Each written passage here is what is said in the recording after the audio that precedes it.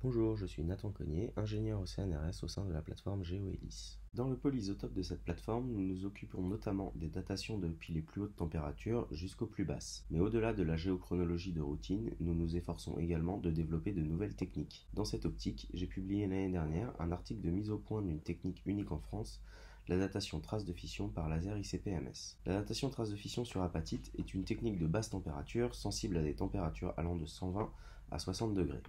L'élément fils de cette technique de datation est une densité de traces de fission à la surface du minéral.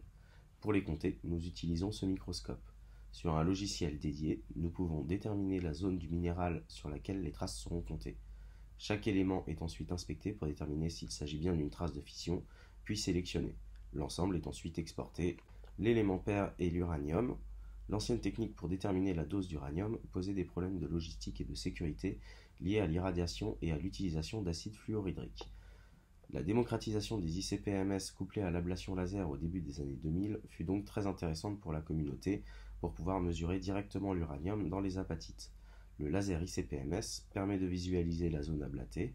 Le matériel est ensuite transporté par un flux d'hélium jusqu'au plasma, puis analysé pour connaître les différentes teneurs dans les éléments qui nous intéressent. Le problème est que les conditions analytiques d'un laser ICP-MS changent tous les jours, empêchant l'utilisation de certains paramètres de l'équation de datation. C'est là que nous avons développé une technique innovante consistant à prendre un cristal de Durango, un standard d'apatite. Avec 3 ablations effectuées dans la même journée, nous pouvons caractériser cette zone et une partie de ces zones seront ensuite revisitées durant les sessions d'analyse subséquentes, permettant ainsi de déterminer un facteur de fractionnement spécifique à chaque session analytique et ainsi de mesurer de manière juste et précise l'uranium, permettant donc une datation des traces de fission efficace par laser ICP-MS. Cette méthode est actuellement en développement pour d'autres minéraux tels que le zircon ou le sphène. Je vous remercie de votre attention.